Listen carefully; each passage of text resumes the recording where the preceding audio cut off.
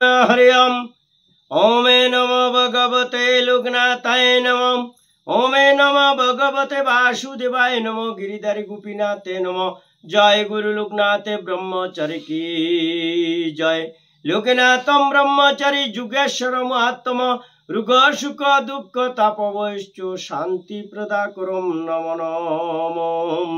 যদা যদাইজমৈষ্য গ্লানি ভবতি ভারত হৈবকামানাঙ্গে ধর্মস্য তদত্তনাঙ্গে সৃজনা হৈমম। রণে বনে জলে জঙ্গলে যখন যেখানে বিপদে পড়িবে লোকনাথে বাবার কথা স্মরণ করিবে, লোকনাথে বাবা বিপদ থেকে রক্ষা করিবেন। ওমে নমঃ ভগবতে লোকনাথায় নমো নমঃ। ও জানা মহাযোগী বাবা লোকনাথের জীবনী কথা। দ্বিজ লোকনাথে কোন ব্রাহ্মণ সন্তানের উপনয়ন সংস্কার হইলে তাকে দ্বিজ বলে। বালক লোকনাথের 10 বছর বয়স পার হয়ে গেছে। বাল্য লীলা করিতে করিতে আর কমলা দেবী তার স্বামীকে বলিলেন লোকনাথের উপনয়ন সংস্কারের ব্যবস্থা করতে। রাম কানাই চিন্তা করেন যে লোকনাথ 11 পার হয়েছে, এটা তার উপনয়নের যথার্থ সময়।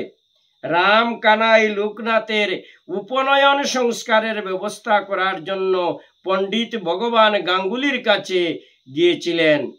পণ্ডিত ভগবান গাঙ্গুলি লোকনাথের উপনয়নের কথা শুনে বুঝলেন যে এবার তাকে ও সংসার ছেড়ে বেরিয়ে পড়তে হবে এক মহা তপস্যার অভিযানে। তিনি লোকনাথের উপনয়ন সংস্কারের দিন ঠিক করে দিলেন। এদিকে গ্রামেরই বলরাম বাড়ুজ্যের পুত্র বেণীমাধব, যার জন্ম হয়েছিল 1137 সনের 20 ভাদ্র, সেও 11 পার হয়েছে।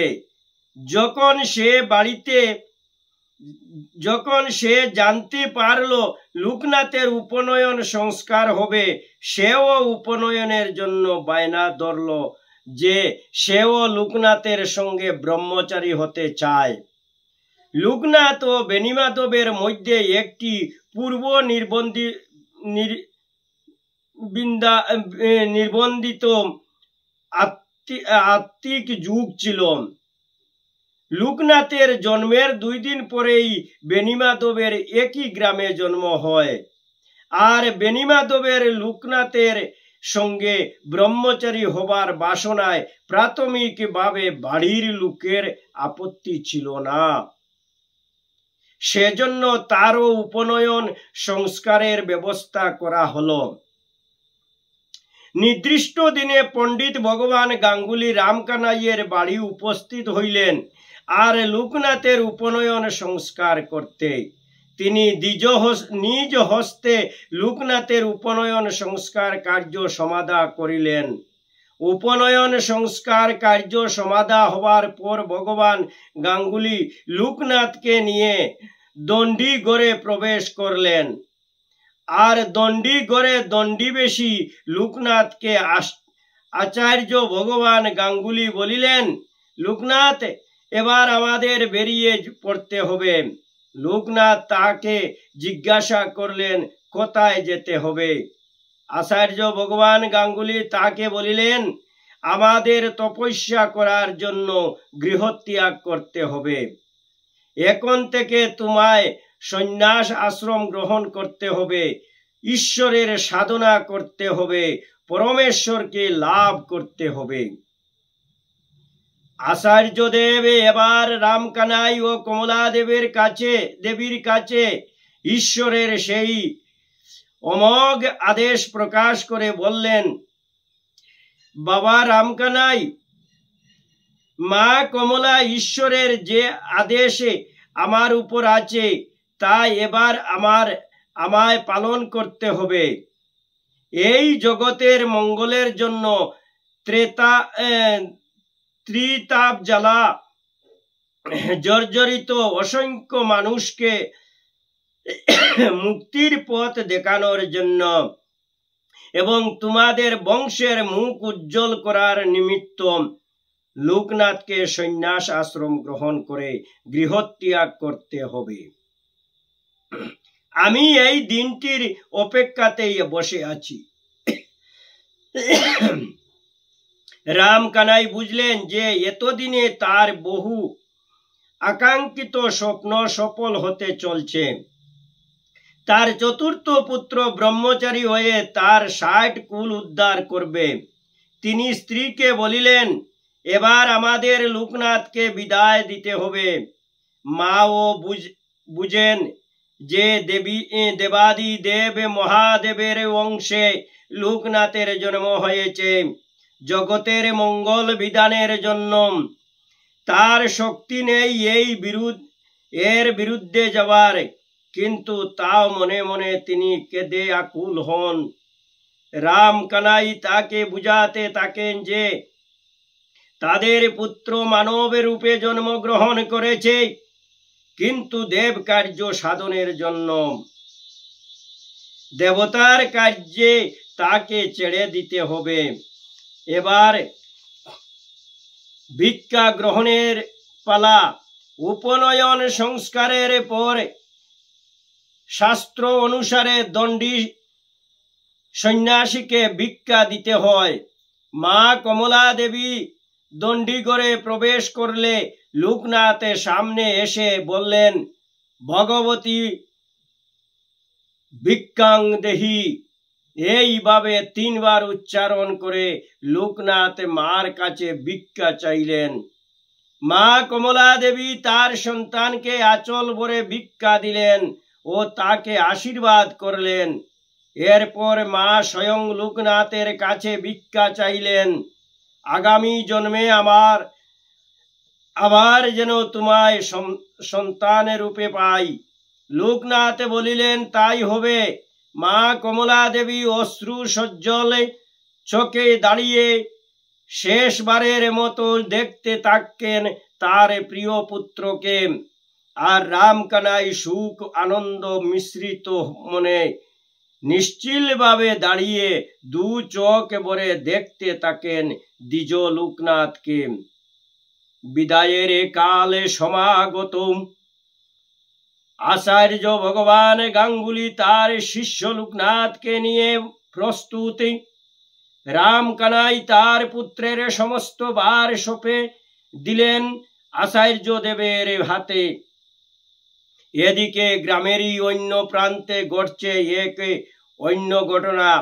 বেণীমাধবের ইচ্ছা অনুযায়ী তার পরিবার প্রাথমিকভাবে তাকে উপনয়ন সংস্কারের পর লোকনাথের সঙ্গে ব্রহ্মচর্য পালনে সন্ন্যাস নেবার কোনো আপত্তি না দেখালেও শেষ পর্যন্ত তারা বেঁকে বসেন। কিন্তু বেণীমাধব না চড়ে সে প্রচণ্ড কান্নাকাটি জুড়ে দিলে সেই সময় উপস্থিত পণ্ডিতগণের সঙ্গে বাড়ির লোকেরা আলোচনা করলেন এবং বেণীমাধবের কথা শুনে পণ্ডিতবর্গ তার কথায় সায় দিলেন।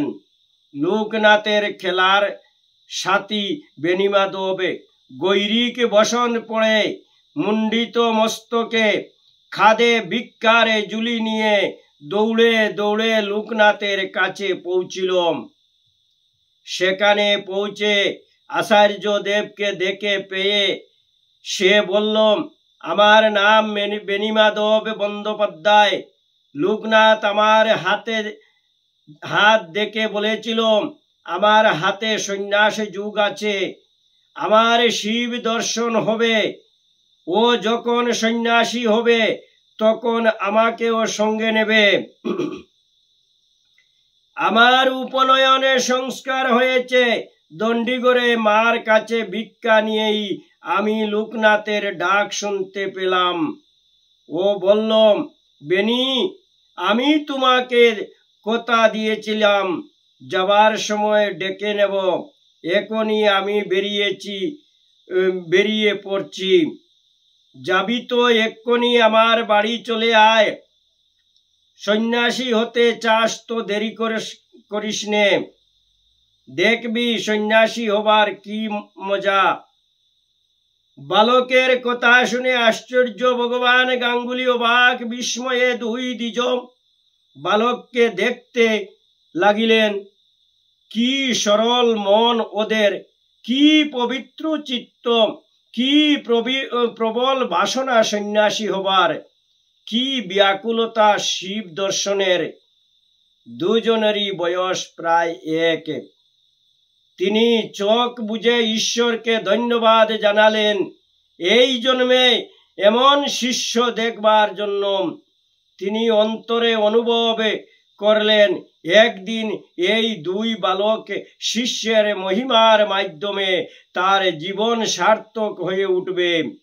এদের মাধ্যমেই হয়তো বা হতে পারে তার দেব দর্শন। আর দেরি নয়, আর কোনো মায়ার বন্ধনে জড়াতে চান না আচার্যদেব।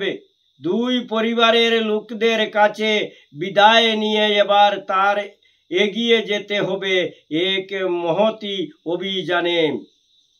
এই অভিযান যেমন দুষ্কর তেমনি কঠিন।